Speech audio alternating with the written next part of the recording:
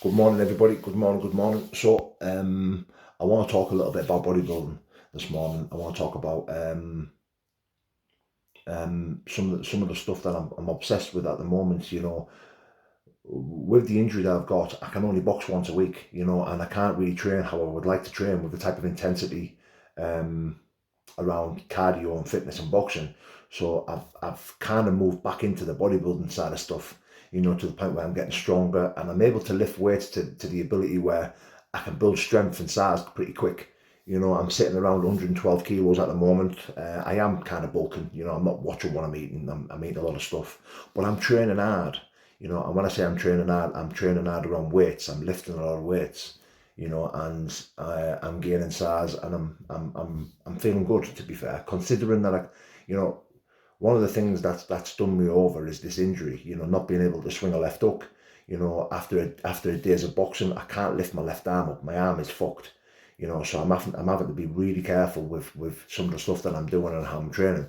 So at this moment in time, I'm really obsessed with bodybuilding again. If anyone doesn't know, I do like my bodybuilding. I do like to lift weights, and yeah, I'm quite educated around bodybuilding as well. My old man was a bodybuilder. I had grown up around the bodybuilding scene with my old man. He was my dad was in phenomenal shape. He was well educated. He was the type of bodybuilder that was getting up in the middle of the night and eating steak and fish and stuff like that.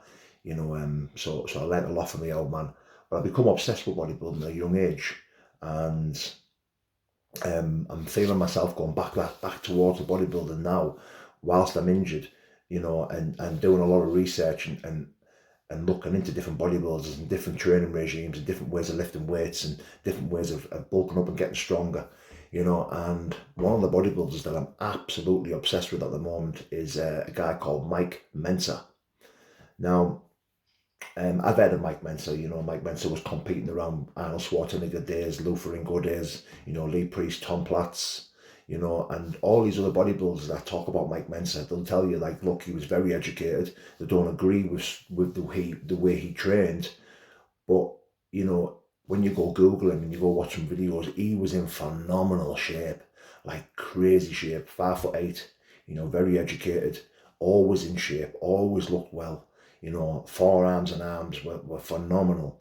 And then you listen to all these other bodybuilders talking about him, how mad he was, some of the stuff he used to come out with. He's quite a controversial character, and I've been obsessed with him the last few weeks, and I thought, wow, what a guy. And I watched a documentary on him last night, and he's talking about, only training 3 or 4 days a week, only doing one set on each exercise, so if he's doing preacher curls, he'll just do till failure. Then he'll do, dumbbell curls, he'll just go till failure. Where what we do in this day and age is if we're doing dumbbell curls, we'll do 3 sets of 10 or 3 sets of 12 or 4 sets of 10. We'll need to do that exercise 3 or 4 times before we move on to the next exercise. And I'm listening to Mike Mentzer talk and I'm thinking, does that really work? Only doing one set on each exercise, but that set that he does, this is why it worked for him, because if he's doing hammer curls with the dumbbells, then he's not just doing 10 to 12 to 14 to 15 to 16 reps. He's going till his arms are going to fall off. He's lifting them weights until he physically can't do another rep, and then he'll rest. I think he was talking about 2 or 3 minute rest in between sets, in between exercises, and then going again. Fully recovering from his exercise and then going again on a different exercise. But adapting this type of training, where he's only training 3 days a week, he's only doing one, he's only doing one set on each exercise. I thought, how does that work?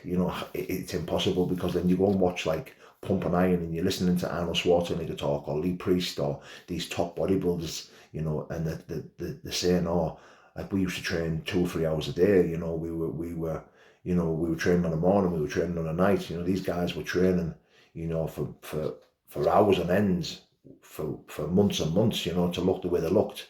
And then you've got Mike Mentzer, who's only training 3 days a week, and only doing one set per exercise. And I'm thinking, this is fucking mad. But what he was all about was recovery and rest. and he was just trying to prove that if you put the time, you get out what you put in. If you go to the gym 3 days a week and you give it everything, like you do not need to be in there 3 or 4 hours absolutely brutalizing yourself, where if you just tear them fibers and push yourself to the limit with that muscle just once and then rest it, you're going to get the same results of being in there 2 or 3 hours. It's and I, it's a very clever way of training, because I think if you're training Monday, Tuesday, Wednesday, and then you've got Thursday, Friday, Saturday, Sunday off, just pure rest, and repair, can you imagine how many injuries you're going to avoid? The wear and tear, the injuries, the physical and mental damage that you're putting on your body to try and get to a point where, you're standing on a stage looking phenomenal, the effort and time that goes into being a professional athlete, regarding of what discipline or what sport you're in.